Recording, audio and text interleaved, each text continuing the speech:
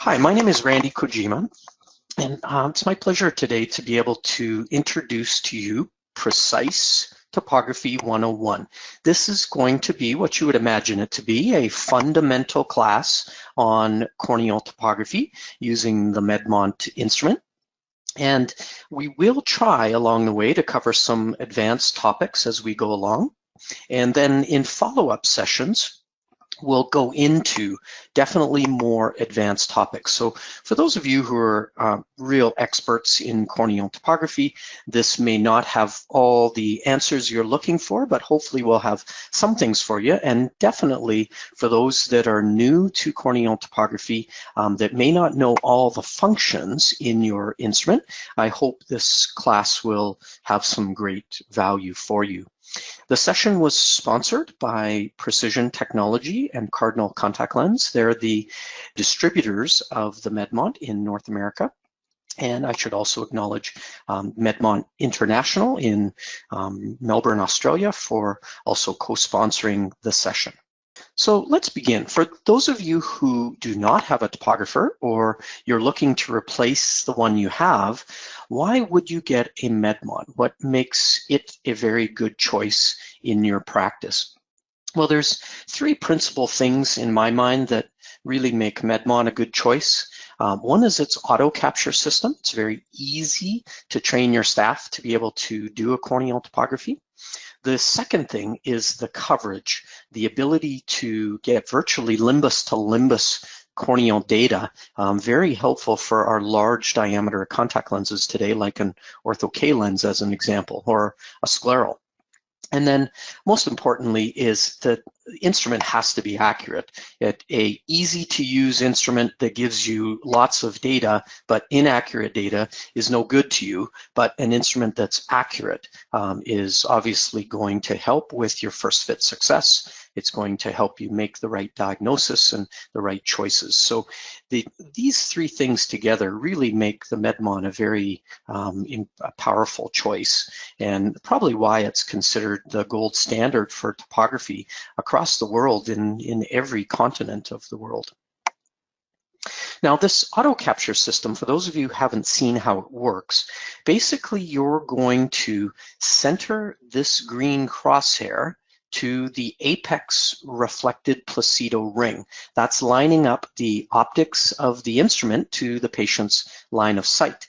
The red line tells you how close or far away you are. So while the red line's at the top of the runway, we're too far away from the patient. When the red line's at the bottom, we're too close. If we line it all up over the green crosshair, the instrument just automatically takes captures. And in this case, we have a 99%.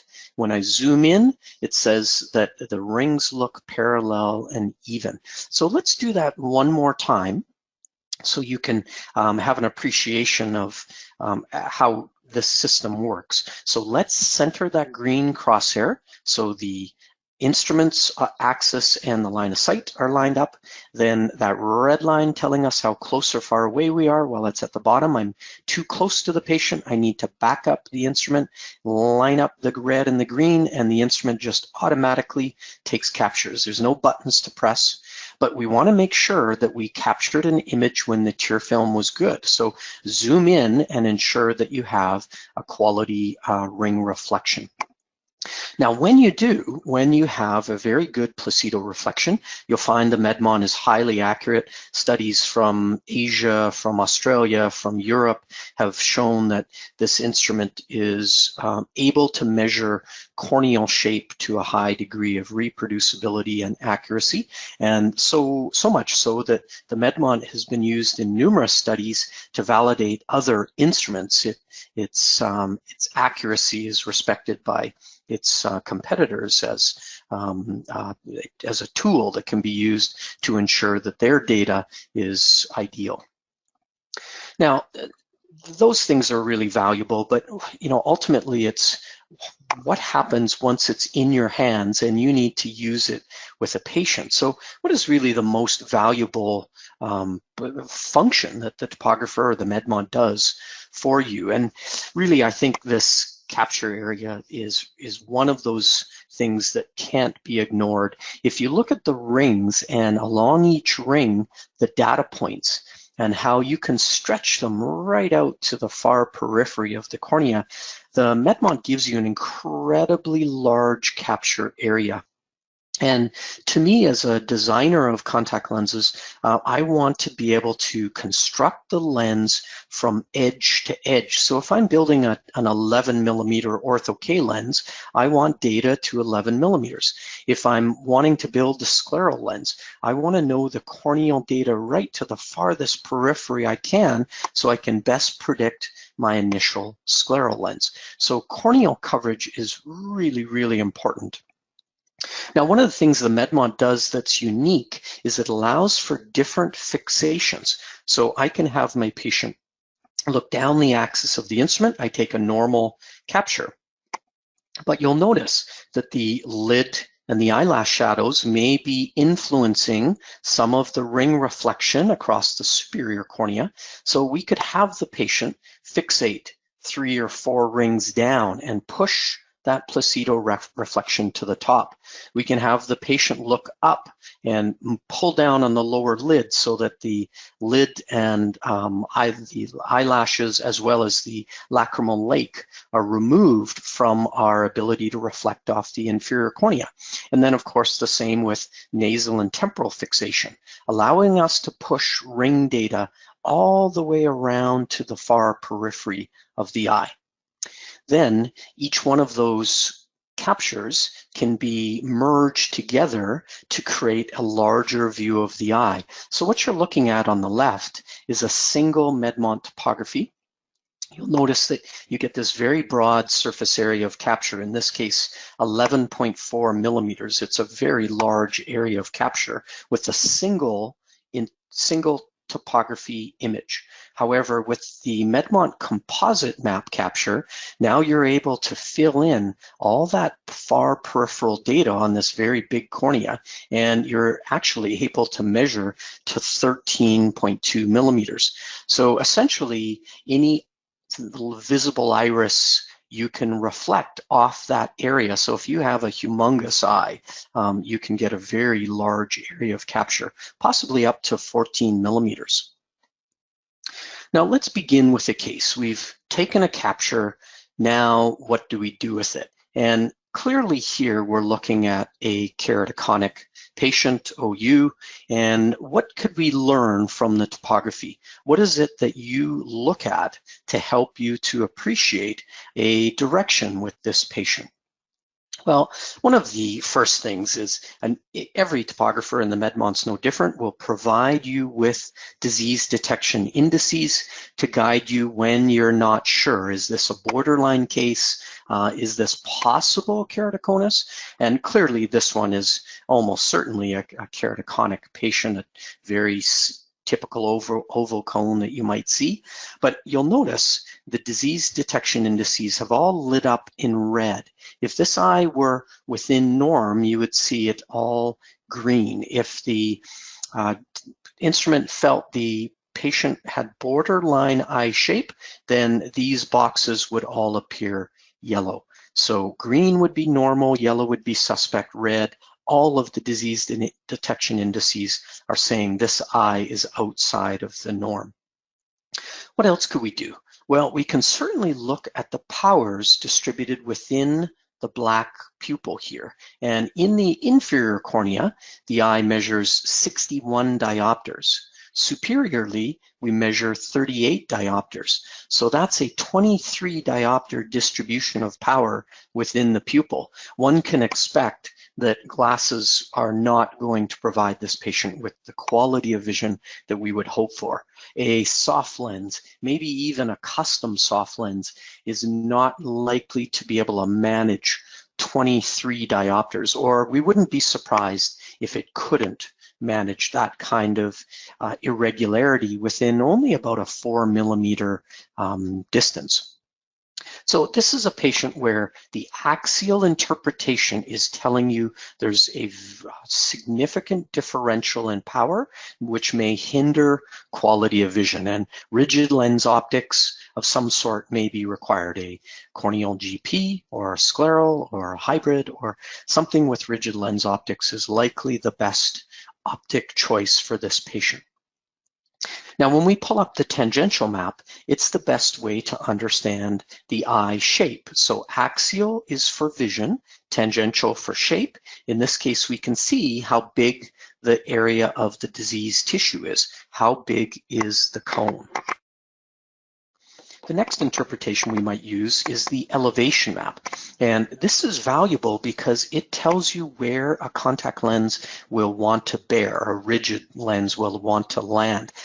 The highest point on this eye is the red that you see here. Where the diseased tissue is, in this area, the eye is bending or curving very radically, but it's bending down or back toward the back of the eye. So in other words, this eye does not have a volcano of a keratoconic or a cone. This eye has a very radical change in the shape of the eye with a loss of elevation. So another way to look at this is to click your cursor around certain points on the map. In this case, heading north, the eye has 310 microns of elevation. When we head into that blue abyss, we see that the eye has 290 microns of drop in elevation. So in other words, there's approximately a 600 micron differential between the highest point on the eye and the lowest point.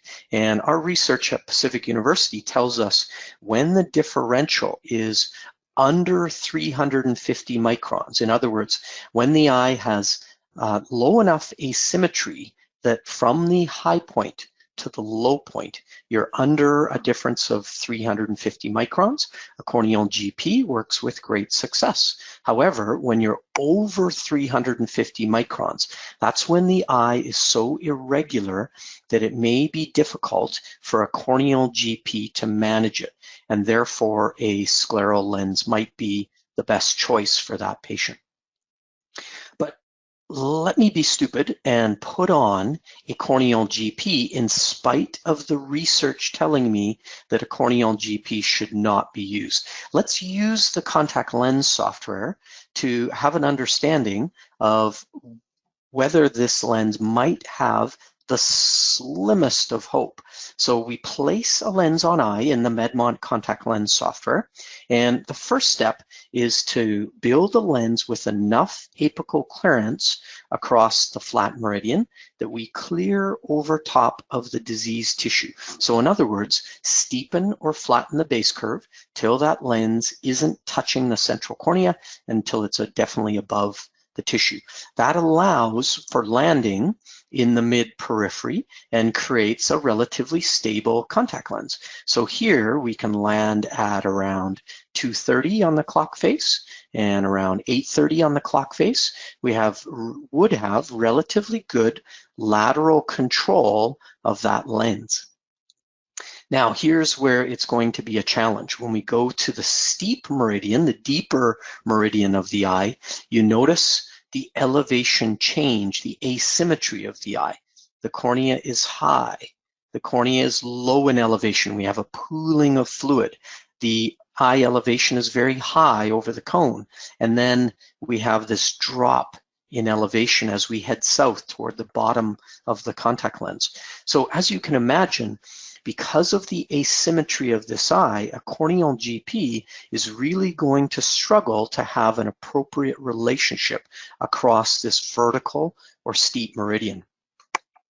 Therefore, it might make the most sense to use a scleral lens. So we pull up a scleral lens in the contact lens software. In this case, we have a ICD lens placed on eye, and that shows a lens that will land at around 6 millimeters out and drop into the conjunctival tissue by approximately 100 microns and clear through all the corneal tissue. When you place that lens on eye, you see an appropriate fit of that contact lens. So there's a number of scleral lenses in the Medmont contact lens software. It's not just corneal GPs. The ICD FlexFit is one of them.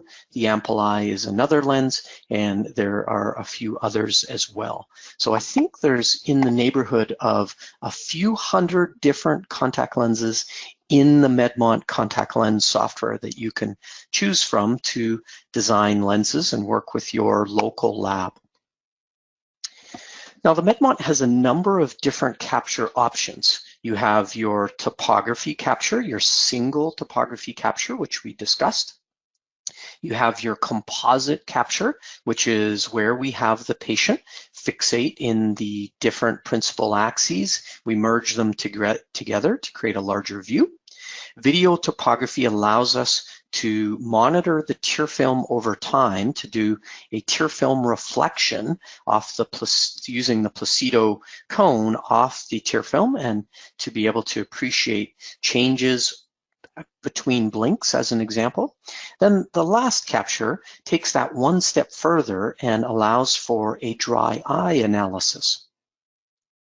So what you can do with a Placido topographer is you can reflect those rings off of the fluid on top of the eye and have an appreciation of where the rings distort, where do the rings break, where do the rings cross over. And this is telling you where there is an unstable tear film, where there may be tear film breakup. So what the tear film surface quality analysis does is it assesses the reflection based on the data points, one from the next, to say, where do we see the fluid layer on the surface of the eye distorting or breaking up? So where you see blue, that's where those data points appear very smooth in elevation. There's very little differential in the height of the fluid layer. Whereas where you see the red, that's where you're seeing the breakup of that Placido reflection, where the tear film is breaking up. So what you're looking at here is this point along the y-axis would be where the blink happened. Then the tear film moves towards stabilization. You see it's essentially a flat line till you reach about 4.8 seconds. Then the dots are heading up. They're getting greater in or higher in value, meaning that the area of the surface, there's a larger surface area in breakup until it reaches a point where we actually measure a tear film breakup. So in this case, the patient had a 6.2 second tear film breakup time. And considering that the Tear Film and Ocular Surface Society recommends to us that we should be doing non-invasive tear film breakup time, not using fluorescein as an example to observe the tear film breakup time. Using a Placido topographer allows us to do that, non-invasive tear film breakup time. We're not altering the tear film homeostasis. Now, what about doing topography on a normal eye? Is there something we can learn? We've talked about a keratoconic patient, but what about a simple eye that we might be fitting with, virtually any contact lens? In this case, what if we were thinking about corneal GPs for this patient? How would you begin? And certainly looking at the corneal astigmatism, this patient has an incredibly small amount of corneal sill, 1.42 diopters. Would you think about that amount of corneal astigmatism as a patient that's likely to need a toric GP lens? The textbooks would tell us somewhere around 2 diopters, maybe 2.5 diopters is the threshold for a toric lens. Well, what does topography change in terms of that threshold? Now that we're using more than just K readings at 3 millimeters of the center, when we have all this data out here to provide shape, power, elevation, now what do we decide in terms of when to use a toric or symmetric landing lens? Well, one of the first things that we can do when we look at the peripheral cornea is to understand its displacement. Does the eye show some level of symmetry that might promote a well-centered contact lens? Does it promote some kind of asymmetry that might move the contact lens off the center? And here we draw a dotted line or circle around the area of the blue-green border where the cornea reaches this very flat curvature. And what you might notice is in relationship to the visual axis, which is in the center, or the pupil, which is this black circle, the peripheral cornea has a fair amount of displacement. It looks like we see the cornea pulled in the direction on this left eye of inferior and temporal. So in other words, when we land a rigid contact lens on this patient, it's going to find that equilibrium of the flattest matching lens surface to the flattest matching corneal surface. And that's this area here that's likely to promote a displacement of the lens. Again, inferior temporal on this left eye. So looking at your peripheral cornea is really valuable in fitting rigid contact lenses because it's going to predict, at least in terms of the corneal shape, where the lens may go. Of course, lid force and gravity are other factors. The lens weight is another factor, but certainly related to eye shape, what would promote the position of the lens being centered or decentered, that peripheral cornea can be highly predictive. Now, another thing that we can do is look at the sagittal depth. What's the height of the eye across the flat meridian? What's the height of the eye across the steep meridian? So rather than looking at the corneal astigmatism at 3 millimeters, let's look at the eye depth out here where the lens will actually land down. And the difference between those two meridians is 33 microns.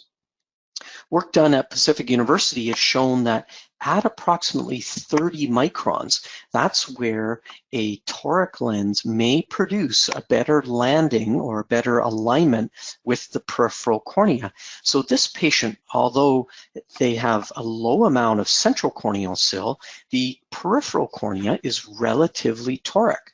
Toric enough that at a non-symmetric landing may be the best most appropriate way to build a lens. So 30 microns or greater, and you might consider a toric landing lens. Now, we've done some analysis using the axial map. We've looked at the eye displacement. We've looked at the elevation to a degree, but which one of the topography analysis helps us to appreciate how to build a lens? What do we actually use? And the contact lens software is going to rely on the elevation map. That's the one that tells us where is the eye high. That's the red. That's where you'll have landing. That's where you'll have bearing. Blue is where the eye is low. That's where you're going to have pooling, where you're going to have fluid underneath the lens. So red is where the eye is highest, blue is where the eye is lowest, and that can be used to construct a theoretical fluorescein pattern. So step number one in building a lens by corneal topography is to measure the visible iris diameter. So we'll take off the color from our Medmont and run a ruler white to white to get an appreciation of the size of the cornea. How big should we make our contact lens, or conversely, how small? The next step is to pull up the contact lens software, and that creates a model fit, but it needs our expertise. We need to manipulate the tear layer profile down here. As you work more and more with your Medmont, you will become an expert at mastering the tear layer profile, this section. What you're looking at is the fluid and landing underneath this axis line here.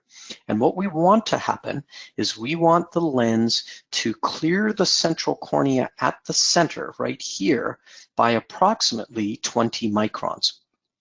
That means that you have enough of a gap between the back of the lens and the surface of the tissue that you're able to make out fluorescein dye underneath that lens. If it's thinner than 20 microns, it may be harder to make out that fluid thickness. So number one is change your base curve so that you can alter the apical clearance.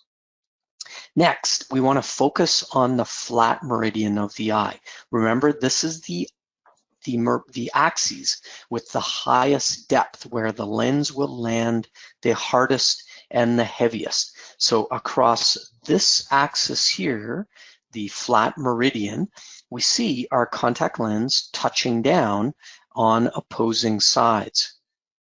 So that landing becomes important because it's going to stabilize the contact lens. It's going to limit the lateral movement of the lens. And with the appropriate lid interaction, it may promote tear exchange and a healthy movement of that contact lens across the vertical meridian. Now, the steep meridian is where we're looking for a good relationship of fluid layer, meaning we don't want an excess of fluid. We don't want too much bearing along the steep meridian. And as you follow this red line or the steep meridian of the eye, you're looking at the fluid layer across that vertical meridian. And what might be concerning is that we're over 42 microns heading north at the optic zone junction. At the optic zone junction of the inferior portion of the lens, we're at 35 microns. Remember, we said at approximately 30 microns, that's where a toric may be called for. And underneath this big contact lens, we're getting a fair amount of fluid at 12 and 6 o'clock. And that's going to allow the lens to rock back and forth, to tilt. It will likely move a fair amount and be unstable. So this symmetric landing lens may not be the most appropriate relationship for this eye. So let's go back to the software and let's build a toric. Across the flat meridian of the eye, we want that lens to land down to create good lateral stability and again promote the lens moving across the vertical meridian. Now let's go to the steep meridian. Let's tighten up the steep meridian base curve. So now you have a radii of base curve across the flat, a radii of base curve across the steep. And what that does is it moves the contact lens closer to the eye at 12 and 6 o'clock. So rather than having 30 or 40 microns of fluid underneath this point and this point, we now have 17 to 20 microns across that vertical meridian. That's a small but healthy amount of fluid to promote good lid interaction, to promote good tear exchange, and to ensure that we have that healthy, ideal, rigid contact lens fit. Now remember that this patient was a 1.42 diopter corneal astigmat. That's not a high corneal astigmatism. But when we fit this patient into a rigid contact lens, it appears that a toric landing lens will provide us with a better fitting relationship. So this is the value of corneal topography. This is a value of the Medmont, that we have information right out to the peripheral cornea. We have an analysis that helps us to understand when to use symmetric, when to use toric, and we have contact lens software that guides us to creating the best possible first lens to cornea relationship that we can possibly come up with. I mean, imagine taking the K readings and trying to build a lens to a micron accuracy like we've done here, or a micron customization may be a better way to put it. Another thing that topography allows us to do that we can't observe even through the slit lamp, it's this point of bearing. A topographer allows us to appreciate what happens under this 20 micron threshold. we can see fluorescein at around 20 microns or thicker, but under 20 microns, we don't know how the lens may land down. Does it touch down over a acute point of pressure, or does it distribute its force over a larger area? And using that graph, that tear film profile, you're able to see that with this particular optic zone, our lens comes to a very sharp point of pressure on the peripheral cornea. If I alter the optic zone slightly, I can round out how that lens comes to a point of bearing with the peripheral cornea.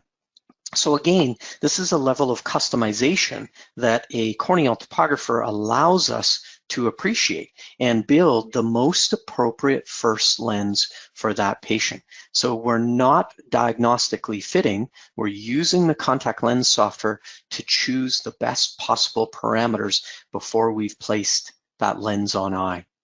So when you compare that larger optic zone to that slightly modified optic zone, simply making the OZ slightly smaller changes up that landing relationship. Of course, we can still have the apical clearance that we want.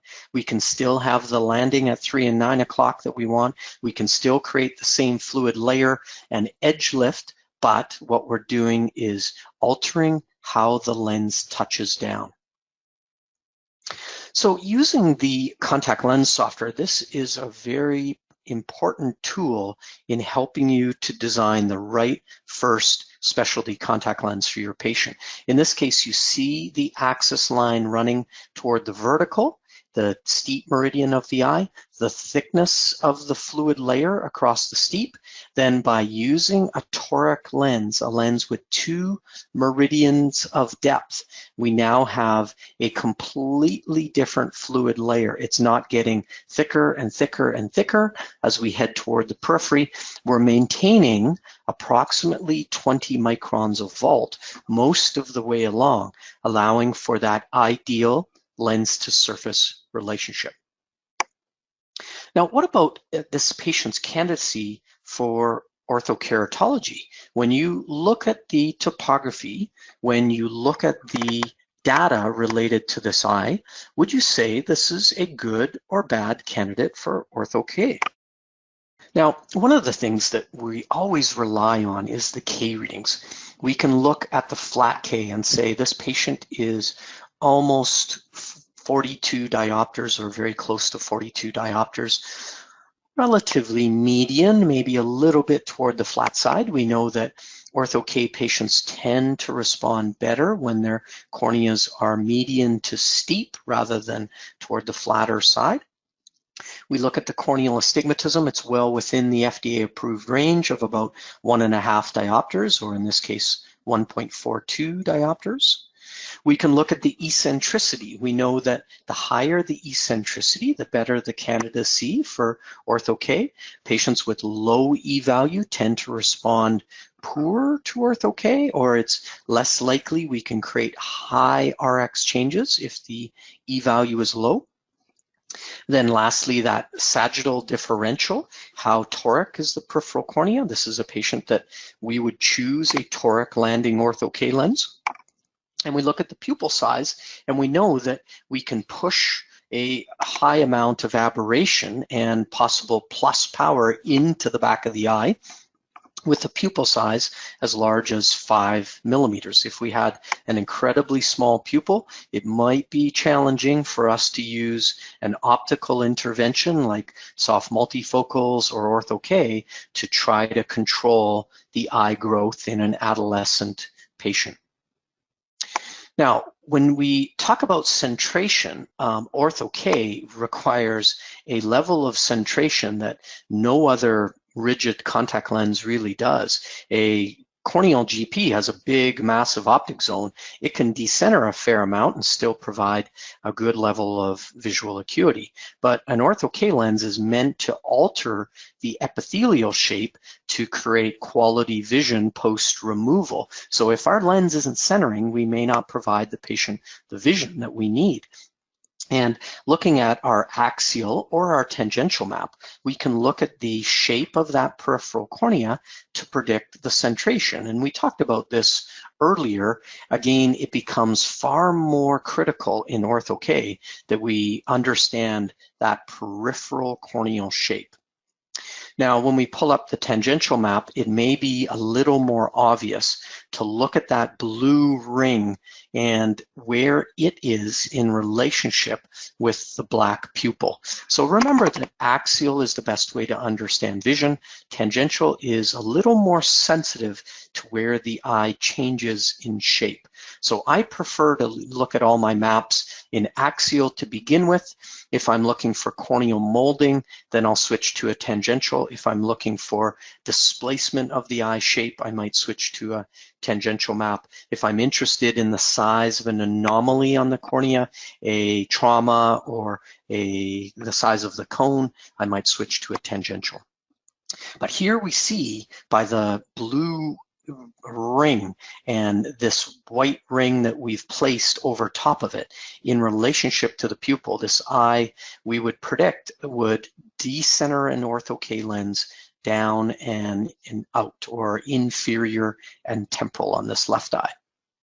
Another way we could look at it is to pull up that elevation map that we talked about in the first case and look for where is the eye high, where is the eye low. And what a contact lens will do is it will dive itself in to that highest point and be pushed to the lowest point of elevation. So this high point is going to drive the lens temporal, and inferior because it's going to fall into this low elevation here. So the elevation map becomes very helpful to you as well. It's telling you a similar story to the axial and the tangential, that a rigid contact lens is likely to want to go inferior temporal. And certainly that becomes clear here because this negative 32 microns drop in elevation is the lowest point. It's, if we think of this eye as a mountain, this is the highest point of the mountain, and water is going to flow downhill. A contact lens similarly is likely to flow downhill to that lowest point of elevation. Now we can again measure the sagittal depth that we did earlier and determine that this eye is above that 30 micron threshold. We want to use a toric landing ortho-K for this eye. So when we do that and we build a lens, then we have the patient wear the lens overnight. We do what's called a subtractive map. We compare before ortho-K to after ortho-K, and we see the difference. Blue is where you've created your flattening of the eye surface, your reduction in myopia. And that blue treatment zone is clearly riding more temporal and inferior than it is on center, as predicted by the baseline map. Now, these subtractive maps are the most important post-treatment analysis function that a corneal topographer will do. And the Medmont has these beautiful subtractive maps that really make the colors pop and make it clear that this patient has an inferior temporal decentered lens. The Medmont has made it clear to me that the baseline eye is already inferior temporal, so this outcome may be as good as it gets for this eye. I might try to loosen the alignment zone to bring the lens up slightly. If that doesn't work and I'm trying to drag it more onto lateral center, I might try larger, but if neither has any effect, then it's clear that we're fighting nature, that this eye is decentered down and out, and the treatment zone is going to follow that natural eye displacement. So these subtractive maps are really important to you, as for those of you who do orthokeratology, it's going to tell you when you have the ideal outcome, the bullseye. When do you have apical steepening and inferior displacement? That's the central island, a very steep fitting lens. A frowny face is a low riding blue treatment zone. In other words, the alignment zone of the lens is too tight, or the lens is too large. It's effectively too much sagittal depth. Then then the smiley face is the more common one that we might see if we don't have a bullseye, and that's where the lens is loose fitting, the blue treatment zone rides high. The last is lateral decentration or lateral displacement. So these 5 subtractive maps really tell you what you need to do to modify the lens. Hopefully, around 80% of the time, you'll see the bullseye, and that's pretty typical. That's certainly what we see at our school, that 80% of our first fits are bullseyes, and the rest of the time, it may be one of these others. And when we know the corneal topography outcome, the subtractive map outcome, we know exactly what to modify in the lens. Now, these subtractive maps are valuable in Ortho-K, but for those of you who don't do Ortho-K, they're incredibly valuable in monitoring a patient's disease. For instance, if you have a 16-year-old kid that appears to have the early signs of keratoconus, but there may only be topographic signs, not signs in the slit lamp or in vision, then do we want to send that patient off for cross-linking? Is this something we should monitor? Well, we can do a topography today. We can do a topography 6 months from now. And if the topographical shift is basically 0, you would see all green. In other words, when you compare 6 months ago to today, if there's no difference in the eye shape, then the difference map would come up completely green, meaning there's no power differential between those 2 visits. So a subtractive map has an incredible amount of value in Ortho-K, but it also has value in following your diseased patients. So this subtractive map in Ortho-K is used in the following way. The axial is used to understand the refractive change. It's used to understand the treatment zone position. What effect did you create and where? Then the treatment zone size and its myopia controlling effect. Then lastly, it tells you the lens position. Where was the lens when the patient was sleeping? So these 2 analyses are your principal functions that you're going to use to understand the orthokeratology effect. Now, I just wanted to finish up, since we're talking about Ortho-K, with using the Medmont to appreciate the vision and your myopia controlling effect.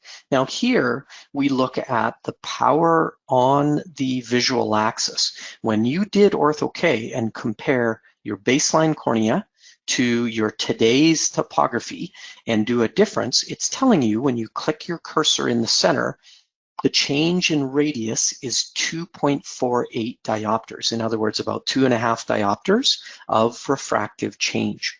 So this is great. If our patient was a -2, -2.25, -250, maybe even a -275 or 175, this patient would be happy with this 2.5 diopters effect. So we have done our job in terms of reducing the myopia if this were the target. If this is a -2 patient with a 2.5 diopter therapy target, we're happy. The blue treatment zone looks centered to the pupil. We would imagine the quality of vision for this patient would likely to be very good. We would imagine that the AM to PM quality of vision would also be good because this patient has that blue treatment zone centered over the pupil, just like we tried to attempt with refractive surgery. In the early days of refractive surgery, we weren't looking so closely at the treatment zone size and its position. Today, we know how important the ablation area is and the ablation position. It's critical to provide good quality of vision, to reduce the aberrations to the patient. So that brings up the question, is this good Ortho-K? And I think we would all agree that this looks like a very good Ortho-K outcome. But does it look like good myopia control? And what does the map tell you? What does the Medmont describe to you to determine whether you did a good or bad job for myopia control? And of course, we can monitor the patient over time, which is the most important way. Did the eye grow? What's the axial length change in eye shape? Has the refraction gone up? But before you send this patient away, are you confident that you've done a good job in Ortho-K? So one of those things you can do is, using the axial subtractive map, look at the area of the 5mm pupil and determine how much change in power exists between most minus on the fovea, so 0.0 distance from center, your foveal effect of about 2.5 diopters, then going away from center to the edge of the pupil zone, how much minus or plus are you creating at that point? In this case, there's approximately a 2.5 diopter power shift between nasal and temporal across this pupil. So we have effectively created a 2.5 diopter add for this patient. Now, when you think about multifocal soft lenses and using them as a tool to slow down eye growth, what is the add power that you would select for your emerging or your young myopes that you're placing into soft multifocals? Would you be putting them into a 1 add, a 1 1/4 add power, or would you be using a 2, a 2 1/4, a 250 add, maybe even a 3 or 350 add? So this patient is getting about 2.5 diopters add. It's a pretty good Ortho-K outcome. At least we would predict, with this amount of plus power introduced into the pupil and the associated spherical aberration that that would produce, this should be good myopia control. Now we'll look at the tangential map, and we're following this red ring to see where it is in relationship with the black pupil. Have we centered our Ortho-K lens overnight? And the red ring, or the orange hot ring you see here, is where the reservoir of fluid is underneath our Ortho-K lens, where you have the greatest suction force. And you see those peaks here on the graph where we pull on the epithelium, but in the center, you see your push force, where we're pushing down on the epithelium, flattening the central cornea. So the important thing here is that you're seeing a red ring that looks centered to the black pupil. When that patient is sleeping, we know our lens is well centered in the closed eye environment. So the Medmont Topographer is this incredible tool that really does a lot of things well. Number one, it's easy to capture. Number two, you get a large capture area. With the composite map, we can get virtually 100% of the visible iris in most cases. And this is incredibly valuable to us when we use the contact lens software and our big lenses like Ortho-K GPs, or your large diameter corneal GPs for multifocal, for single vision, your torics, any type of large diameter lens. And using the peripheral cornea to predict the scleral angle or the shape well into the sclera, the Medmont can also be used as a tool to predict your initial depth of scleral lens. Then, using the map analysis, we have an ability to appreciate when we should use a symmetric landing. When should we use a toric? When do we build the lens to create better myopia control? When are we automatically constructing the lens with the right myopia controlling shape? And then post-treatment, using the subtractive map, we get a very good idea of what to do next in orthokeratology.